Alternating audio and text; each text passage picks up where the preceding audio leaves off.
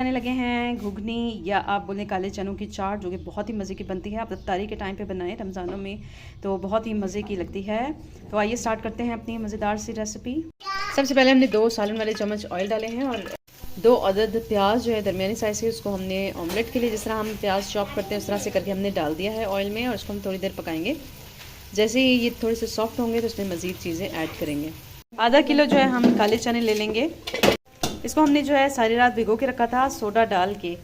प्याज जो है देखिए इस तरह से ब्राउन हो चुकी है। अब हम इसमें ज़ीरा और कुटी हुई साबित लाल मिर्च जो है डाल देंगे 2 टेबल स्पून। तो इसको भून लेंगे। अब मसाला तकरीबन भून चुका है तो हम इसमें चने डाल देंगे। नमक हम डाल देंगे, आप हस्बे जायका हस्बे ज़रूरत ले लीजिएगा। जितना सोडा डाल दिया है हमने, अच्छे से ये भुन जाएंगे तो 2.5 गिलास पानी हम इसमें डालेंगे। 2.5 गिलास पानी डालकर हम इसको 20 मिनट के लिए जो है कुकर पे वेट रख के चढ़ा देंगे। अब देखिए हमने 20 मिनट जो है कुकर चलाया था, अच्छे से जो है गल चुके हैं चने। और अब हम डाल रहे हैं इसमें काली मिर्च डालकर भी अब हम इसको भूनेंगे अच्छी तरह, और अच्छी तरह भून के फिर हम इसे डिश आउट करेंगे।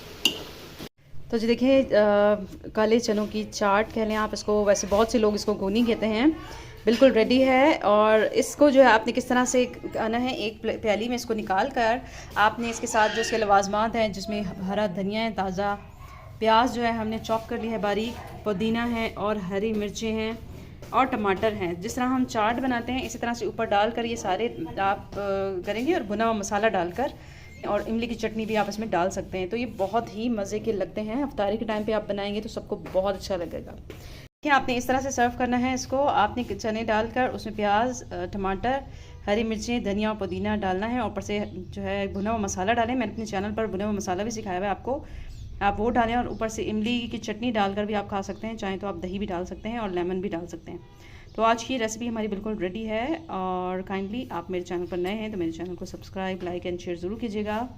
अपना बहुत ख्याल रखिएगा। नेक्स्ट रेसिपी तक के लिए अल्लाह हाफ़िज़।